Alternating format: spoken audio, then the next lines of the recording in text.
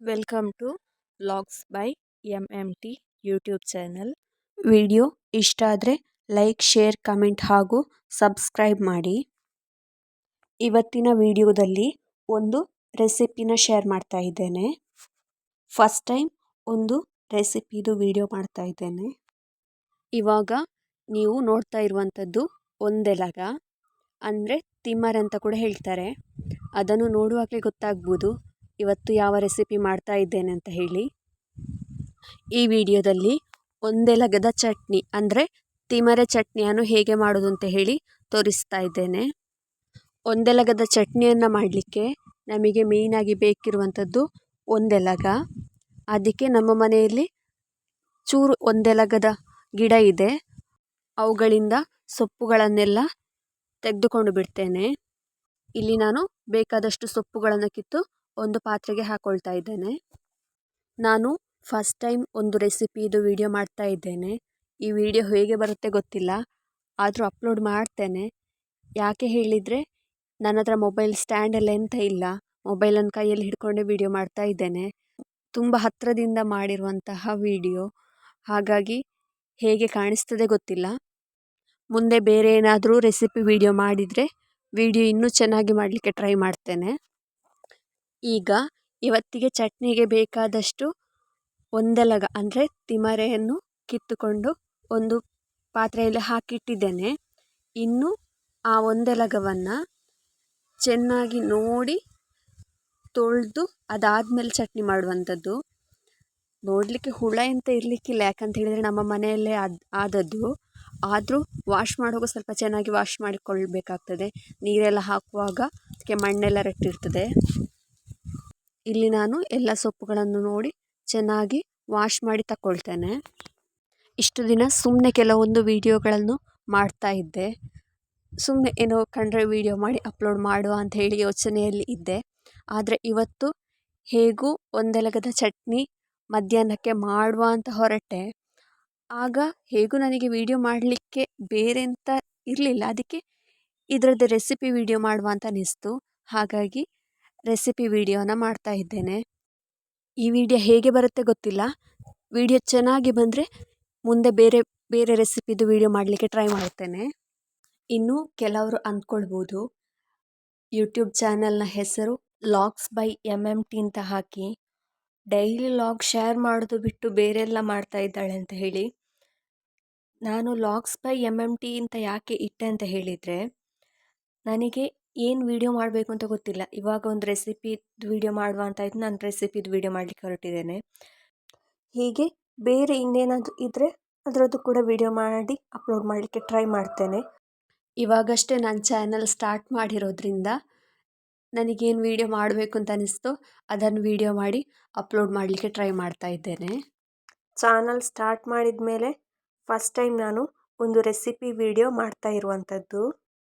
ಮುಂದೆ ಕುಕ್ಕಿಂಗ್ ವಿಡಿಯೋಗಳನ್ನು ಮಾತ್ರ ಹಾಕಲ್ಲ, ಬೇರೆ ಬೇರೆ ವಿಡಿಯೋಗಳನ್ನು ಕೂಡ ಹಾಕ್ತೇನೆ. ಕೆಲವೊಂದು ಸಲ ಯಾವುದಾದ್ರೂ ರೆಸಿಪಿ ವಿಡಿಯೋ ಕೂಡ ಶೇರ್ ಮಾಡ್ತೇನೆ. ಈ ಒಂದೆಲಗದಿಂದ ಸುಮಾರಷ್ಟು ಹೆಲ್ತ್ ಬೆನಿಫಿಟ್ಸ್ಗಳು ಕೂಡ ಇದೆ.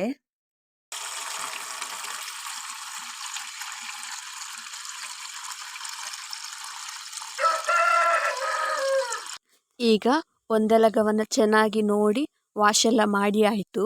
ಇನ್ನು ಒಂದೆಲಗದ ಚಟ್ನಿಯನ್ನು ಮಾಡಲಿಕ್ಕೆ ಇದಕ್ಕೇನೆಲ್ಲ ಹಾಕಬೇಕು ಅಂತ ನೋಡ್ತಾ ಹೋಗುವ. ಮೊದಲಿಗೆ ಒಂದೆಲಗದ ಚಟ್ನಿಯನ್ನು ಮಾಡಲಿಕ್ಕೆ ತೆಂಗಿನಕಾಯಿ ಕೂಡ ಬೇಕು.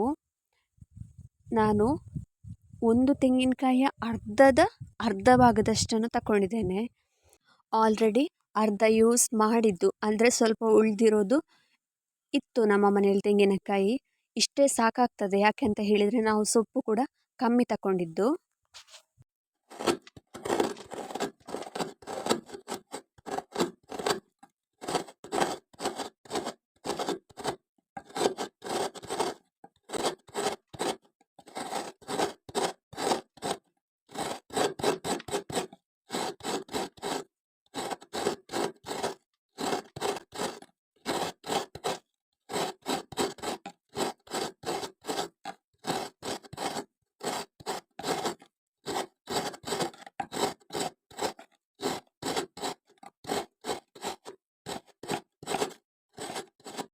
ಈಗ ತೆಂಗಿನಕಾಯಿಯನ್ನು ತುರ್ಕೊಂಡಾಯಿತು.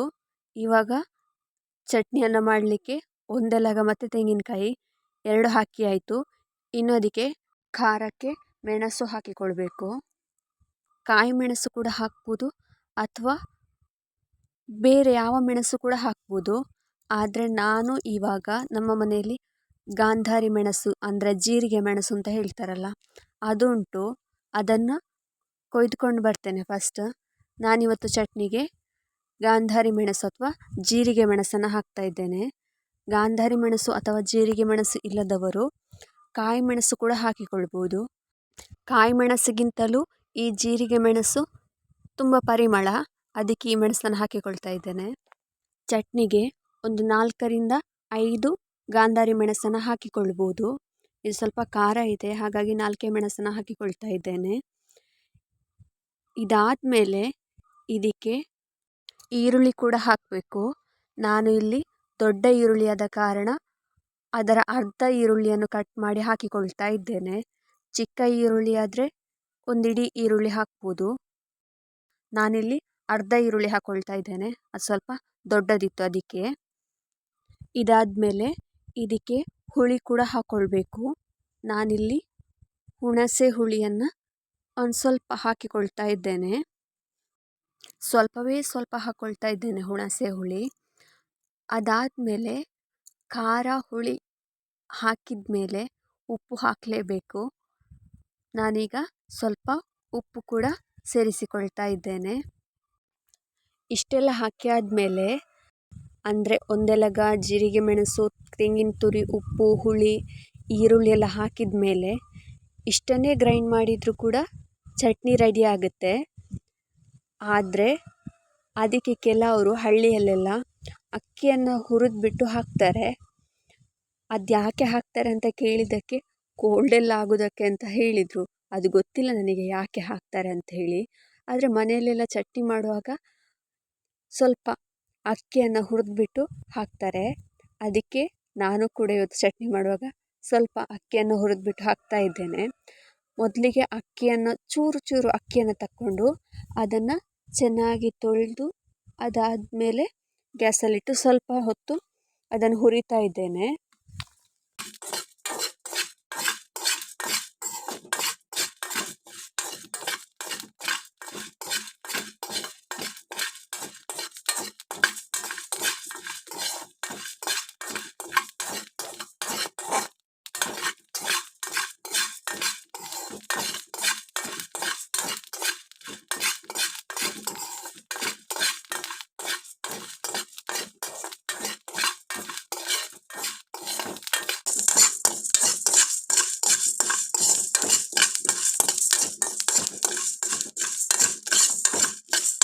ಅಕ್ಕಿಯನ್ನು ಹುರಿದು ಹಾಕಿಕೊಳ್ಬೇಕಂತಲೇ ಏನಿಲ್ಲ, ಅದು ಆಪ್ಷನಲ್.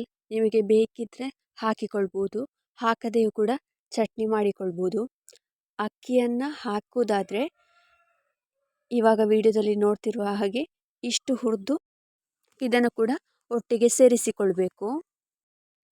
ಇವಾಗ ನಾನು ಮತ್ತೊಮ್ಮೆ ಏನೆಲ್ಲ ಹಾಕ್ಕೊಂಡಿದ್ದೇನೆ ಅಂತ ತೋರಿಸ್ತಾ ಇದ್ದೇನೆ. ಗಾಂಧಾರಿ ಮೆಣಸು, ಹುರಿದ ಅಕ್ಕಿ, ಒಂದೆಲಗ ಅಂದರೆ ತಿಮರೆ, ತೆಂಗಿನ ತುರಿ, ಆಮೇಲೆ ಉಪ್ಪು, ಹುಳಿ ಮತ್ತು ಈರುಳ್ಳಿ ಇಷ್ಟನ್ನು ಹಾಕ್ಕೊಂಡಿದ್ದೇನೆ. ಇದನ್ನಿವಾಗ ಗ್ರೈಂಡ್ ಮಾಡುವ.